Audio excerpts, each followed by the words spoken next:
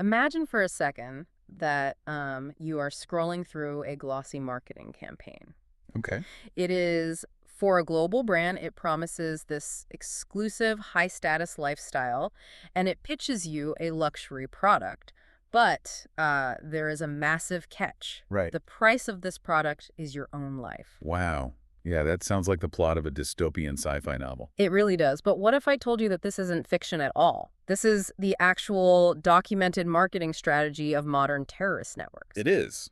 Welcome to today's deep dive.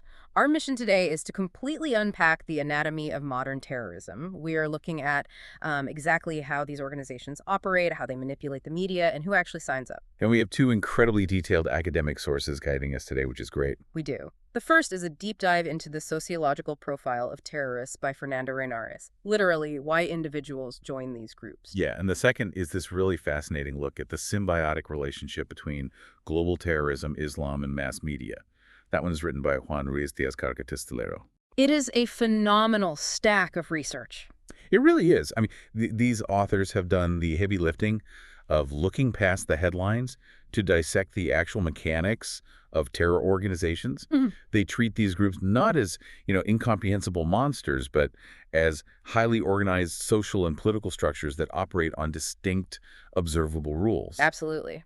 But before we jump into those mechanics, I need to put a very clear disclaimer out there for you listening.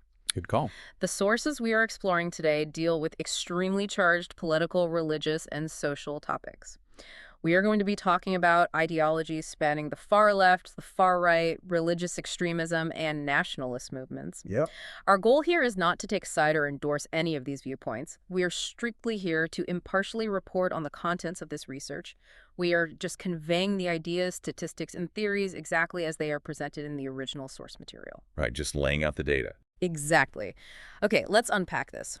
Where do we even begin with a topic this massive? It feels like the entire landscape of global security just changed overnight a couple of decades ago. Well, we have to start with that specific paradigm shift at the turn of the century. Right up until the late 1960s, terrorism was largely seen as a marginal, somewhat predictable threat. Right. But by the time the 9/11 attacks happened, everything inverted. Terrorism suddenly became the primary security problem of the 21st century. It dominated everything. It did. But what is crucial to understand here is that the violence itself wasn't the end goal. Which feels completely counterintuitive. I mean, if violence isn't the goal of a violent organization, what is? It is a communication tool. A communication tool. Yeah. There is a quote in the material from Brian M. Jenkins, a renowned expert on the subject, and he frames it perfectly. He says, terrorism doesn't want a lot of dead people, but a lot of people watching. A lot of people watching. That is chilling. The whole point is to use indiscriminate violence to create an atmosphere of total fear and insecurity. They want to make you, the public, feel completely vulnerable. Because when a population feels vulnerable, they demand absolute security. Exactly. Which forces governments to overreact, restrict liberties, and often play right into the terrorists' hands. That strategy completely relies on someone actually broadcasting the message, though. Like, if a tree falls in the woods and nobody is there to film it, it doesn't create global panic. That brings us to the symbiotic relationship between terrorists and the media. They need each other to survive. Symbiotic. That's a strong word for it. It is, but it's accurate. Terrorists need their acts broadcasted to amplify the emotional impact. On the flip side, the media operates in a fiercely competitive market fighting for your attention, and dramatic, violent events are undeniably highly newsworthy. Right. But the media doesn't just act as a neutral mirror holding up a reflection of the world. This is where agenda-setting theory comes into play. The media effectively dictates to us what is actually important by choosing what to cover and what to ignore. How does that actually play out in real time, though? Is it just about what leads the evening news? Think about it this way. Imagine a peaceful local protest concerning a massive systemic issue. It might get a brief 30-second mention at the end of a broadcast. Either that. Right. But a violent, explosive event involving a fraction of the people, that gets 24/7, wall-to-wall live coverage. The media is constructing the agenda by telling the viewer this violent act is the most critical thing happening on the planet right now. And there's this incredible paradox about how that live television coverage actually affects human psychology. You would think the people physically closest to a terror attack would be the most traumatized by it. You would assume so. But the studies highlight that viewers sitting safely in their living rooms hundreds of miles away actually visualize and internalize scenes that are more horrendous than the reality experienced by the people physically in the zone. Yeah. The television coverage amplifies the terror beyond the physical boundaries of the attack. It mainlines the anxiety directly into your home. If we connect this to the bigger picture, the media's framing after 9/11 effectively revived a very old Cold War style of thinking. How so? Well, during the Cold War, the world was neatly divided into two superpowers. It was an easy narrative to digest. After the Soviet Union fell, the media helped construct a new, false dichotomy to fill that void. Us versus them. Exactly. They Yeah. flattened the world into an us versus them narrative, pitting a geographic zone, the West, against a monotheistic religion, Islam. It completely erased all the nuance in between, It treated all Arabs as Muslims and all Muslims as Arabs. entirely ignoring the massive, diverse populations of Muslims in Asia and the Indian subcontinent. But that tension didn't just materialize out of thin air in 2001, though. The historical roots are deep, and they are heavily exploited by these groups. We are talking about grievances tracing all the way back to the Crusades and the European civilizing mission. And moving forward into the colonial era, Western powers drew highly arbitrary borders across the Middle East and Africa. Right. They took what was traditionally seen as the Ummah, which is the global community of believers, a concept that did not inherently have territorial borders, and carved it up into dysfunctional, heterogeneous states.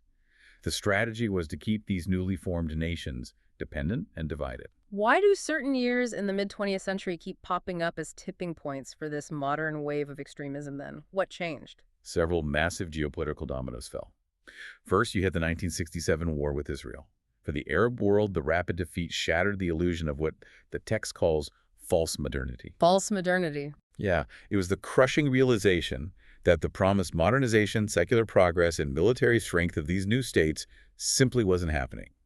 Then came the 1973 oil crisis. Oh, right. Suddenly, the West realized that vital energy resources were in Arab hands. The power dynamic shifted, reviving older, hostile stereotypes in Western media.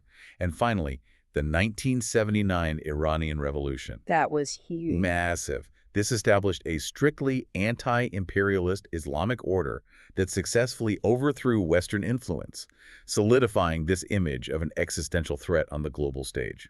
So you have this deep well of historical grievance, and you have a media apparatus primed to broadcast conflict. That brings us back to that luxury marketing idea. Right. Al-Qaeda looked at this landscape and essentially acted like a modern marketing firm. When intelligence agencies started taking down their websites, they didn't panic and try to build their own broadcast network. No, they decentralized. Exactly. They put their content out on the early internet and let the global media do the distribution for them. They understood the assignment perfectly. They framed their violence entirely defensively. They pointed to Western interventions in places like Palestine, Iraq, and Somalia to justify their actions to their target audience. And what they were really selling to disenfranchised youths was notoriety. They were offering a sense of profound historical importance to people who felt entirely marginalized by society. That's the hook. So if that is the marketing strategy, I have to ask, who is actually buying this? Who is their target demographic? The sociological profile of a typical recruit is quite definitive. The archetype is overwhelmingly young, usually between 21 and 25 years old, single, male, and from an urban environment. Why that specific age bracket, though? Is there something uniquely vulnerable about being 22? It is a confluence of factors. At that age, individuals are intensely searching for identity and purpose. Crucially, they usually have very few family responsibilities or professional tethers to hold them back. No mortgage, no kids. Right. They are highly susceptible to radical world-changing ideologies because they haven't yet bought into the status quo. But the gender debate in these organizations is completely fascinating. It is not just universally male across the board. It varies wildly depending on the ideology of the group. Women make up only about 7 to 10% of nationalist groups, like the Basque separatist group ETA in Spain, or the Puerto Rican Macheteros. Okay. But if you look at left-wing organizations like the German Red Army faction or the Weather Underground of the United States, female participation jumps up to 25%. And then in extreme right-wing groups, it drops drastically back down to almost zero. Why would a woman be more likely to join a violent Marxist group than a violent nationalist group? There is a highly debated hypothesis regarding this discrepancy. It suggests that while men often join these clandestine groups primarily for pure political goals, women are sometimes recruited through what are called affective ties. Effective ties, like relationships. Exactly. This means they are brought into the fold by a male militant they are already emotionally involved with. The romantic or emotional relationship becomes the anchor, superseding the raw political ideology. They prioritize the relationship and the desire for acceptance within that specific social circle over the pure militant doctrine. Here's where it gets really interesting, though. It's the class divide. There is this pervasive myth that all terrorists are just desperately poor individuals with absolutely nothing to lose. Yeah, that's completely false. The sociological data completely flips that narrative on its head. It turns out that middle-class, university-educated youths are typically the ones who found and organized these proactive, highly ideological groups. We were talking about the architects of the German Red Army faction or Italian neo-fascist organization. They're founders. Right. These are individuals who actually had the leisure time and the education to sit in cafes theorizing about societal collapse and revolution. But a group of university students can't sustain a multi-decade armed conflict on their own. No, they cannot. The middle-class intellectuals might light the match. But if an organization wants to survive long-term, like the Provisional IRA in Ireland or ETA in Spain, it absolutely has to recruit from a working-class base. That makes sense. Working-class communities provide the sustained fuel, the safe houses, the deep neighborhood networks, and the sheer numbers required to keep a protracted generational conflict going. How does someone actually adopt these extreme views, though? Are they rebelling against their upbringing, or are they just taking their parents' views to a logical extreme? It depends heavily on their family and community backgrounds. For instance, the Italian left-wing militants of the late 20th century often came from families that already had strong, established leftist traditions. Oh, so it was inherited. Yeah. Similarly, ETA members predominantly came from deeply Basque nationalist households.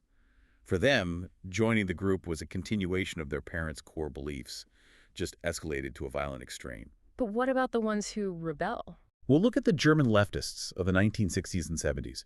Their radicalization was often a direct, visceral rebellion against the Nazi past of their parents' generation. They were trying to violently purge the sins of their fathers. Religion also plays a massive role in this socialization phase, but not always in the way you might expect. In the United States, extreme right-wing groups are heavily tied to the Christian identity movement, deliberately twist up theology to fit deeply racist ideologies. Right. But the theory regarding ETA in the Basque Country is a wild concept to wrap your head around. It really is. The Basque Country went through a period of very rapid, aggressive secularization and modernization. Historically, it was a deeply Catholic region. You had these intensely pious youths, some who were literally ex-seminarians studying for the priesthood. Literally training to be priests. Exactly. They possessed this massive capacity for absolute, unquestioning faith. When the church rapidly lost its societal power and they lost their religious foundation, that intense faith needed a new vessel. So they transferred it. They essentially transferred that absolute sacred devotion over to the militant nationalist cause. Nationalism became their new religion. And they armed that devotion with very specific literature. These groups don't operate in a vacuum. They have required reading. They absolutely do. For the Quebec Liberation Front, the foundational text was Fanon's The Wretched of the Earth. Fanon framed violence not just as a tool, but as a psychological cleansing force necessary to throw off the trauma of colonialism. Wow. And the German leftists. For them, it was the guerrilla warfare writings of Che Guevara, teaching them how to operate a rural insurgency in an urban environment. And the Italian right-wing groups. For the Italian neo-fascists, it was the writings of Julius Evola. He preached a total rejection of modern democracy and equality, advocating for a return to an ultra-traditional, hierarchical warrior caste society where strength and myth ruled over reason. So you have a young single person, maybe feeling marginalized, sitting in a dorm room reading Julius Evola or Frantz Fanon. How does the actual jump happen? How do you go from reading a radical book to physically picking up a weapon? It almost never happens in isolation. The sociological literature uses the term micromobilization contexts. Micromobilization context. It sounds like heavy academic jargon, but it just refers to the physical, everyday spaces where people naturally gather. Universities, local parishes, informal social clubs, neighborhood bars. Radicalization happens through pre-existing networks of friends and family within these spaces. It's essentially peer pressure, just weaponized. Exactly. But it requires two specific elements to ignite into violence. First, there must be a shared sense of profound, unresolvable injustice. Think of the intense Irish Catholic resentment toward structural discrimination and British police brutality in Northern Ireland. Second, there must be a collective belief within that friend group that peaceful, democratic protest has entirely failed. They have to convince each other that violence is the only logical, pragmatic tool left on the table. But once they make that leap and actually join, the level of commitment required is terrifying. There is a detail about the Spanish group GRAPO that is absolutely chilling. The initiation. Yes. When they recruited a new member, the initiation ritual wasn't just swearing an oath. The recruit was forced to physically stalk a police officer and steal their service weapon. It's intense. Put yourself in that mindset. It wasn't just about acquiring a gun. It was about forcing the recruit to commit a massive high-stakes felony on day one. It instantly criminalizes them, burns the bridge back to normal society, and binds their fate entirely to the group. What's fascinating here is the psychological mechanism of keeping people inside once they've crossed that line. A clandestine group is the ultimate closed ecosystem. It becomes a total echo chamber. Because they can't talk to anyone outside the group. Right. And to maintain their extreme commitment and lower the immense moral barriers required to commit murder, the group engages in systematic, constant dehumanization. Changing how they talk about their targets. Adversaries aren't human beings with families anymore. The internal rhetoric reclassifies them as dogs or pigs or cogs in the machine. When you strip away the humanity of your target, the ethical dilemma of pulling the trigger simply evaporates. What happens if someone wakes up one day, looks around the echo chamber, and realizes they want out? The cost of leaving is astronomically high. You aren't just losing your social circle. You are risking your life. The source material has some brutal examples of this. Extremely brutal. The Japanese Red Army faction actually held internal trials and lynched 14 of their own members simply for insubordination and expressing a desire to leave. 14 of their own. And in 1986, ETA murdered one of their own former female leaders. They shot her in front of her own child. Over leaving. Her crime was that she had accepted a government amnesty and reintegration program. They execute their own to send an unambiguous message to the rest of the members. The only exit is death. How does anyone ever actually leave then? Does the organization just have to collapse completely? Individuals do manage to leave, but it usually requires very specific external conditions. First, the state has to deliberately lower the cost of exiting. Like the amnesty program. Right. Governments do this by offering amnesties, reduced sentences, or witness protection, providing a viable physical path back to society. Second, and perhaps more importantly, the militant have to interact with non-members. Breaking the echo chamber. When an isolated extremist is forced into contact with the real world, maybe they get a job outside the network, or they move away, it shatters the echo chamber. It breaks the cognitive dissonance. They start to realize that the group's grand prophecies of imminent revolution are failing, the general public hates them, and the violence is ultimately pointless. So, what does this all mean for you listening right now? Why should you care about the sociological profiles of 20th century terror groups or how they manipulated early cable news? It is a fair question. Because understanding this psychology is absolutely crucial for navigating today's information-heavy world. When you understand the anatomy of how an extreme idea takes root in an isolated community, it completely changes how you watch the evening news. It really does. It helps you see past the fear-mongering.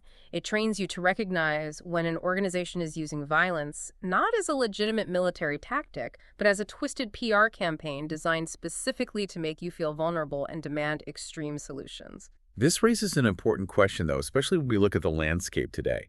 These academic sources were heavily focused on the physical world. They studied universities, local parishes, and physical neighborhoods. Yeah. But consider the modern internet era. If physical isolation and local friend groups were the primary engines for terrorist recruitment in the 20th century, how might the borderless digital algorithms of today's social media be creating invisible virtual micromobilization contexts right under our noses? Just algorithms feeding you the exact same extreme content over and over. We no longer need a physical cafe to build an echo chamber. It is something to seriously ponder how the mechanics of radicalization have evolved and accelerated since these foundational studies were published. It is a sobering thought, but an incredibly important reality to be aware of. Thank you for joining us on this deep dive into the anatomy of modern terrorism. Keep questioning what you see, and we will catch you on the next one.